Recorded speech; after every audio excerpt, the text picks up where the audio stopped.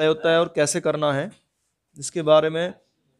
एक तो ये इसमें देखो मिनिमम जेड दिया हुआ है, तो इसे हम मैक्सिमम जेड में चेंज करेंगे। मैक्सिमाइजेशन में चेंज करेंगे तो क्या हो जाएगा, जेड डैश ले लेंगे उसको और Z dash equal to minus Z, यानी कि इसमें माइनस से मल्टीप्लाई हो जाएगी।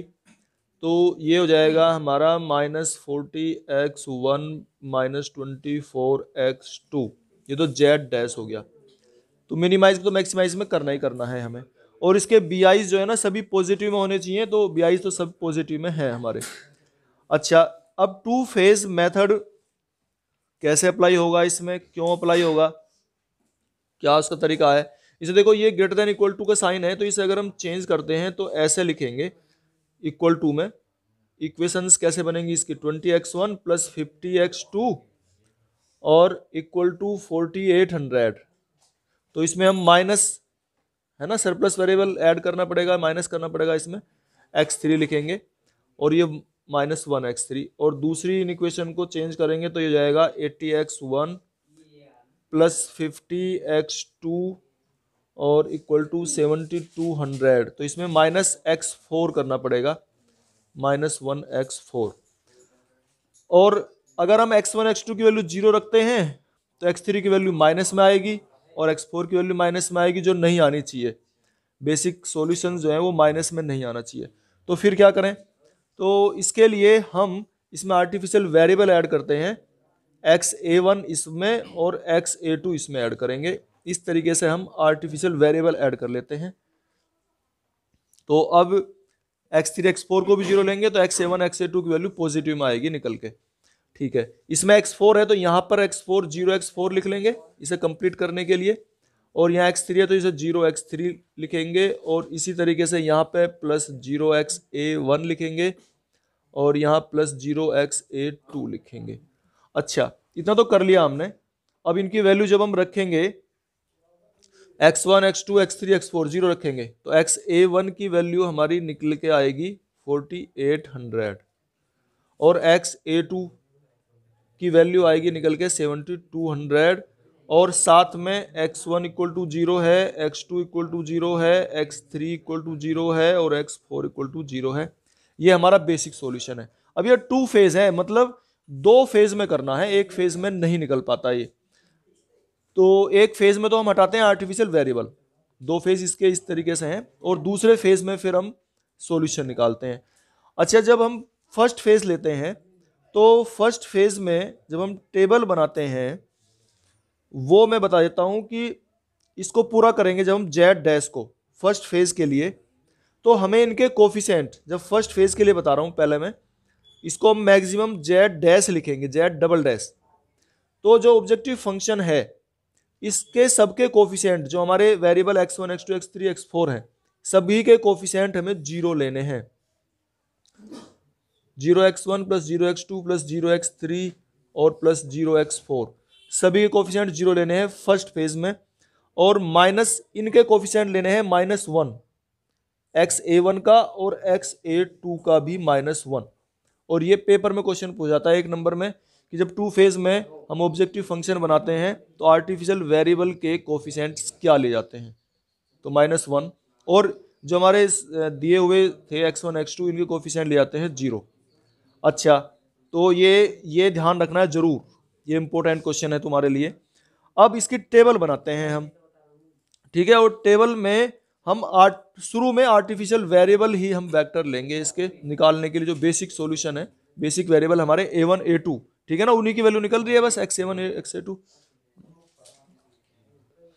तो देखो ये हमने जैसे टेबल बनाई है ना, इसमें सीजे तो हमने वो लिख लिए ऑब्जेक्टिव फंक्शन के कोफिशिएंट सभी, और एक्स बी लिख लिए बेसिक वेरिएबल्स जो हमने लिए हैं आर्टिफिशियल वेरिएबल a1 a2, ये हमारे 4800 और 7200 आ गए, और जो इनके कोफिशिएंट्स हैं -1 -1, और ये हमने जो इक्वेशन थी उससे हमने ये लिख लिए y1 vector, y2 vector, y3 vector, y4 vector, इस तरीके से, और a1 a2। यहाँ तक तो कोई समस्या है ही नहीं, ये तो हम जानते हैं, लिखते हुए आ रहे हैं। अच्छा, फिर हम निकालते हैं डेल्टा जे। तो डेल्टा जे निकालेंगे ये इसकी मल्टीप्लाई करके, -20 और -80 तो 100 आ गया, -50 ये भी 100 आ गया, और +1 आ गया, ये फिर ये भी +1 आ गया। अब इसमें से फिर मैक्सिमम वैल्यू 100 है, तो ये हमारा इनकमिंग वेक्टर हो गया y1। ठीक है, y1 इनकमिंग वेक्टर है। इसके बाद हम चलते हैं X B upon Y one निकालेंगे। ठीक है, जब X B upon Y one निकालेंगे, y1 से डिवाइड करेंगे एक्स बी को, तो कितना आएगा 240, और 80 से डिवाइड करेंगे तो 90।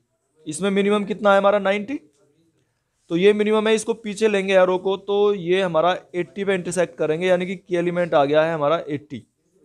ठीक है, अब की एलिमेंट 80 आ गया, तो इसके सामने जाएंगे हम। आइडेंटिटी मैट्रिक्स का 1 जो है वो A2 वेरिएबल पे बना हुआ है। ठीक है, तो हमारा ये जो है A2 आउट गोइंग होगा। ठीक है, A2 जो है हमारा आउट गोइंग होगा, और इनकमिंग होगा y1।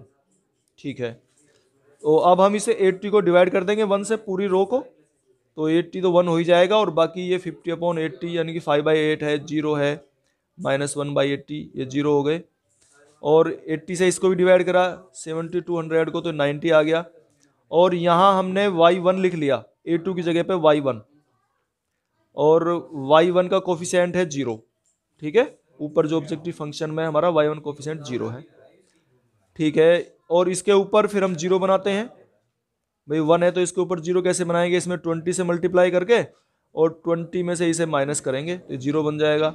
ऐसे 20 से मल्टीप्लाई करेंगे इसे, तो ये कितना होगा 100/8, और 50 में से 100/8 को माइनस करेंगे तो कितना आएगा 75/2। ये तो करना है, 50 में से माइनस करना है 100/8। तो इस तरीके से हमने ये पूरी रो भी लिख ली है, और A1 तो वही है जो हमारा था पहले से ही, वही A1 है, इसको निकाल लिया, ये कोई समस्या नहीं है। यहाँ तक A2 हमारा हट जाएगा। अब हम इसमें डेल्टा J निकालते हैं, और डेल्टा J निकालेंगे तो ये कैसे निकलेगा हमारा डेल्टा J, भाई 0 में से माइनस करेंगे इनकी मल्टीप्लाई करके, -1 की 0 में और 0 की 1 में, तो ये 0 आ गए। फिर नेक्स्ट वाला निकाला डेल्टा 2 निकाला, ये 75/2 आ रहा है, क्योंकि -1 की मल्टीप्लाई से ही आएगा ये, बाकी तो 0 हो रहा है। फिर नेक्स्ट वाला ऐसे -1 आ गया, ये -1/4, ये 0। अब इसमें जो मैक्सिमम है वो क्या है 75/2। जब 75/2 मैक्सिमम है, तो फिर इससे y2 हमारा एक्स बी अपॉन y2 निकालेंगे।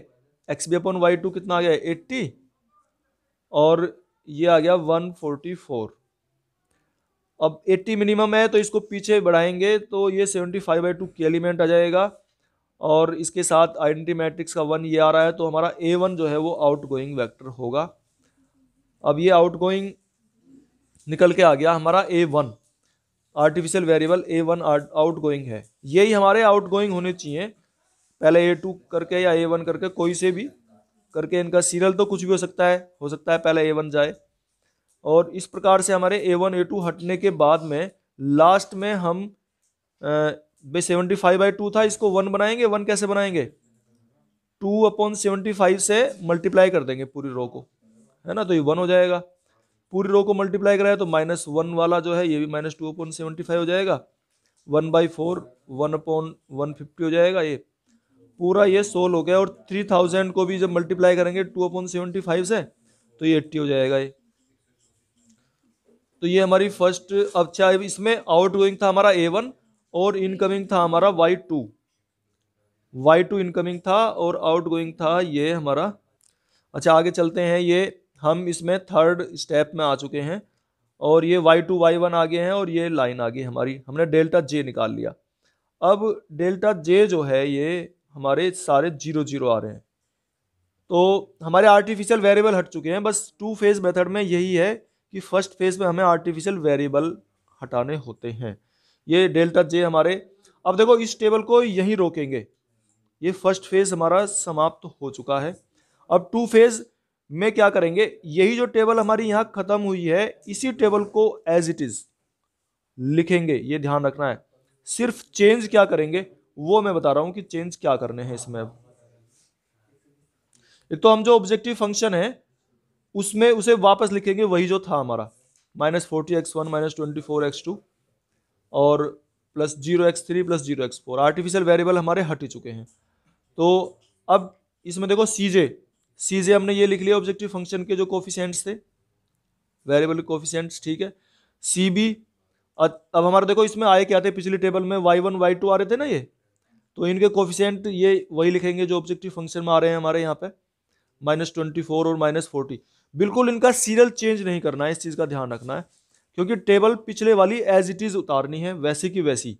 तो जहाँ y1 दूसरे नंबर पे था, y2 पहले नंबर पर आ रहा था, तो y2 को पहले नंबर पर ही रखना है, उसका कोफिशिएंट -24 ये पहले नंबर पर रखना है, इसका ध्यान रखना है।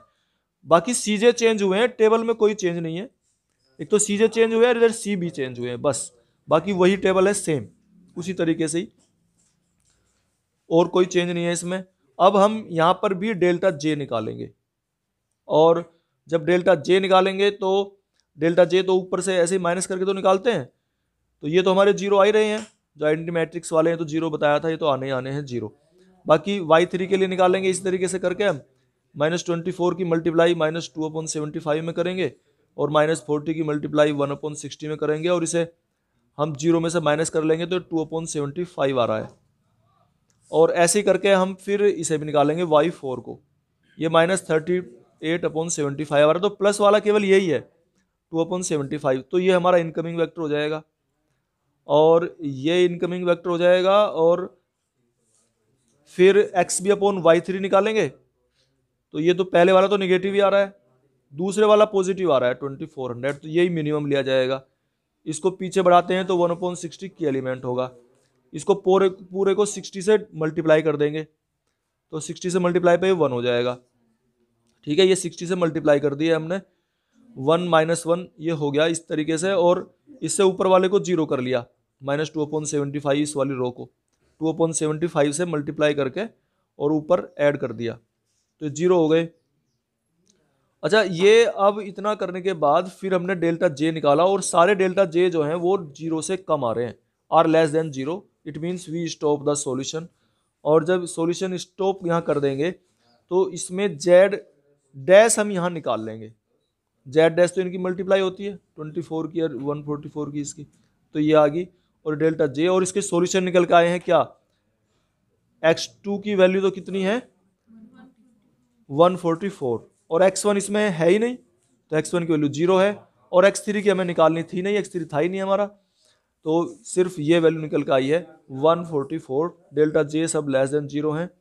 तो इस प्रकार से, और मिनिमम जेड में निकालना था, ये जेड डैश की वैल्यू निकल के आई थी, तो इसमें माइनस से मल्टीप्लाई कर देंगे, इस प्रकार से सॉल्यूशन हो जाता है। ये टू फेज मेथड है।